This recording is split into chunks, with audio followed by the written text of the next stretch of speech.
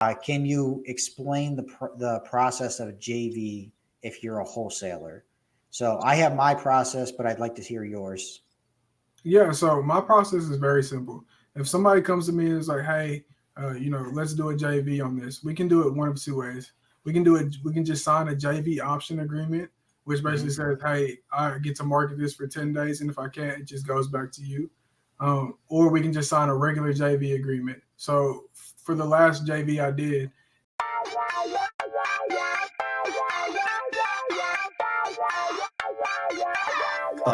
Section 8 clients. Do you get like a list of people? My name is Aline, and I just recently. Okay. So think about your workflow. Again, I don't know how to do it.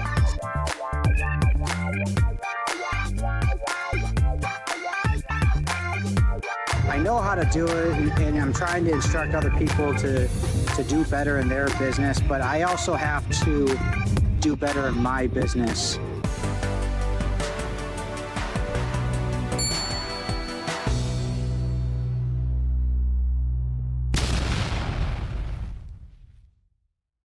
all that alter egos. Unfortunately, that doesn't work. That'd be nice though. It would be nice though. I'd be a mobile notary too, just to make sure I can sign all my stuff. Yeah. It's unfortunately it's unethical. I've actually had a property here in the Detroit area where, because there was like 4 or 5 quit claim deeds, they actually had to go back and verify each signature on there and make sure. It took like 6 months to get clear title because of that.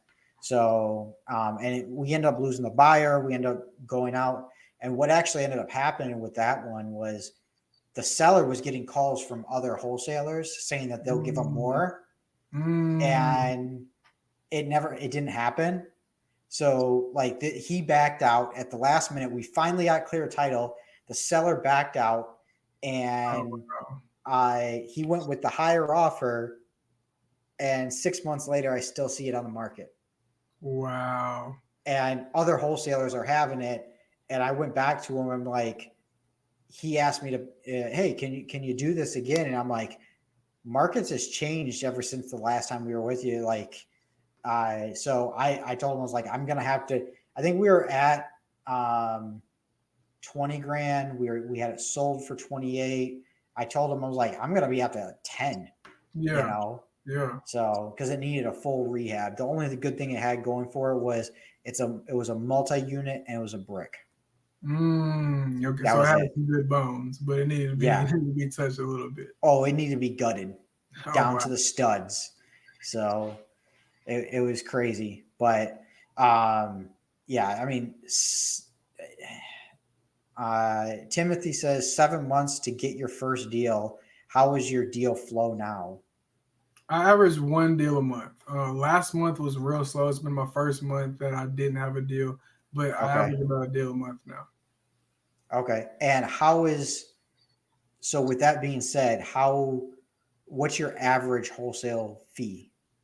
Around $15,000. My biggest was $30,000, and then on the 9th in a couple of days, I'm getting a $1,000 wholesale fee. So I've been all over the map, but I average about $15,000. I try to shoot for 20, and then go below that if need be.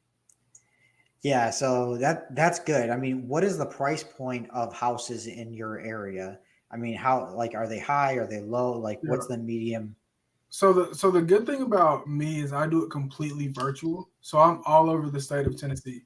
I've only done one in the city that I live in, and that ARV was like 450 grand because it was right next to the college. But I've done some that are 450. I've done some in Knoxville. They're around 300,000. I've done some in Memphis, and they're around 150,000. So I'm really all over the map with it. Okay. So go ahead. I was about to say my biggest deal, that ARV was like 415. So it was a subject to deals, and it just made a lot of sense for the buyer. So I was able to get a much higher wholesale fee. Yeah. So here in Detroit area, if you go into Detroit proper, I mean, you're probably the average wholesale fee is around 5 to 10 grand. Really? Yeah, because the price point of houses are anywhere between 20 and 40 grand. Yeah. Sometimes 80 to 100, but it's kind of all over the map depending on where you're at. Then Yeah. you go into the suburbs and you got a little bit higher end, goes from about 90 to about 200 to 250,000, Okay. a little bit some nicer areas. You got some higher ARVs. Then you got some other areas where there's some $1 million houses, Wow. Yeah. so Yeah. it really is subject, to different areas. So the Absolutely. fact that you actually mentioned that you did some creative financing, it brings into this next question is thoughts on novations and creative financing. Ever dabbled in it? So I'm assuming yes. Most of my deals have been subject to. I love sub 2 because it solves problems, and the buyers who want sub 2 are endless. Everybody wants a good sub 2 deal. So disbarring the sub 2 is very, very easy. Novations, I haven't done one personally, but I know novations. I actually tried to pitch a novation to one guy who lives down the street from me. He's in the middle of a rehab, and I just wanted to come in, finish the rehab for him, and then list it on the market, and then do that. But I haven't done it myself. But as far as creative finance, subject to, I love them. I've pitched seller finance on a few big multifamilies to help out a friend, but I haven't done it myself. Sub 2 is kind of my wheelhouse, and doing foreclosures, sub 2 makes a lot of sense for a lot of those properties. So that brings to this other question is what is subject to? That's a great question. Never asked that. That's a great question. Subject to is very simply taking over somebody's mortgage, right? So I'm gonna explain it by using an example. So if my friend Jimmy has a house that he bought a year ago, and Jimmy wants to move across the country to LA, and he's in the military, so he's not really worried about his debt to income or anything, I'll be like, hey Jimmy, I'll give you $5,000. That property will be deeded over to me, and that mortgage will stay in place in Jimmy's name. And I will just be responsible for making a payment towards Jimmy's mortgage each month. So that mortgage stays in place, the deed changes hands into me, and I just start making payments. Jimmy gets his $5,000, moves away, and never thinks about the property again. That's awesome. That is the best way. The key thing is when talking with the seller, though, you have to let them know that it's going to stay in their name. Absolutely. Now, do you ever have and connect up a servicer to service that loan? How do you sell that? So I've only had it one time where we actually got a servicer in place. Only once. Most of the time, these people are in foreclosure and don't even want to deal with it. And most of the time, they're not just super wealthy and want to go buy another property. They'll just go rent.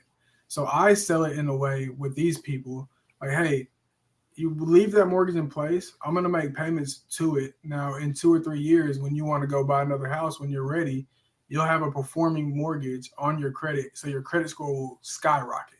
So I pitch it from that angle where I'm like that whole credit and leaving it in place is actually going to help you in the long run. Now, say in 2 years, this lady wants to buy a new house. Well, we have it shown for 2 years that we're making payments on it. So we're all good. Now, this is another thing I recently learned. Say it's a well-off person and they want to go buy a new house right then and there. We'll actually just buy their house on a lease option, show that they're leasing that property, so it'll automatically come off their debt to income ratio for their new lender. Okay. Awesome. Hey, there's different ways, there's different tools to do different things. Absolutely. A billion different ways to do the same thing.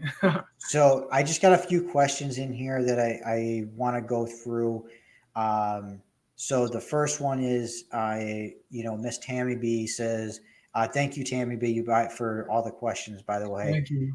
Can you explain the process of JV if you're a wholesaler? So I have my process, but I'd like to hear yours.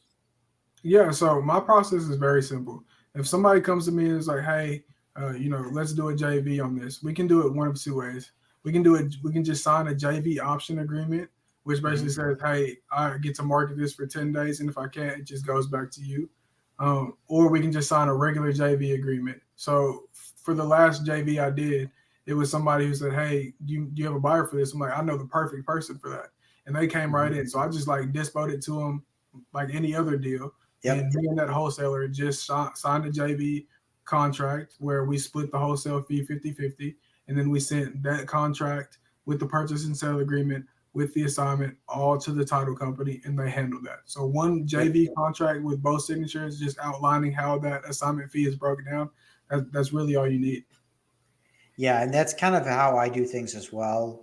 The difference is I don't have, so I know I should have them sign something first before I start marketing it, but I usually go by word of mouth, and say, hey, because the reason why is I say, it's only if I bring you the buyer. Okay. If one of your buyers comes through and you want to go with them, you don't have to do anything with me. Yeah. So it's literally all on me to say, hey, I have this buyer, but rest assured, I'm going to get that JV agreement signed before my buyer signs any assignment at all. So, but yeah, so it's usually, and the biggest thing is that we get a lot of wholesalers that say, hey, go ahead and add your fee on top. And now I tell other people to do that, and that's perfectly fine. But this is how I've been working before, and because I've been burned, where my buyer would be like, well, you're selling it for 40, but I just saw it advertised for 30. Yeah. Why don't I just go to them? Yeah. And it makes me look bad. It also ruins my credibility with them, and they don't want to buy from me anymore. So I would rather not JV with anybody than do that. So what I tell people is, okay, we both need to advertise it at the same price if you're going to advertise it. Absolutely. If you've already advertised it, I can put it out there, but I have to be at the same price as you are, and we'll 50-50 split whatever the assignment fee is. Absolutely. If the assignment fee is $2,000, guess what? I'm only getting $1,000, so that's just how it is. With that being, yeah, go ahead. Do you think that's the best way, 50-50 split? Because for me, I've always like, if somebody brings a buyer, you get 50% of the deal, because it's dispo and it's acquisitions. So I did acquisitions, you're dispoing, or I'm dispoing, you did acquisitions, 50-50. I've always done that, but I've seen some people who are like, hey, I'll give you 20% if you bring a buyer, or like you said, add your fee on top. I was always under the impression, or that's the way I like, just 50-50 down the middle.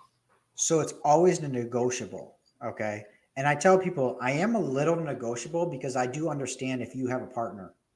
Okay. So if, say, you come to me and you already have a partner, okay, and you're like, listen, we can't, I'm splitting whatever I get. You're going to be getting way more than I am if we do 50-50.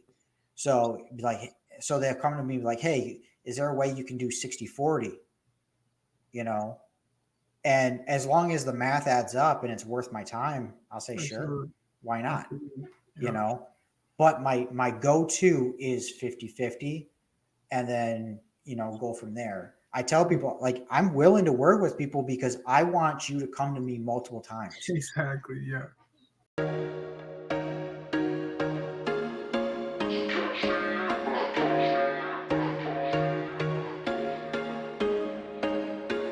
There was once a day that I would pray for you. I'd go and misbehave just so you'd notice too. Sneaking looks up and down from across the room. And damn, what a hell of a view.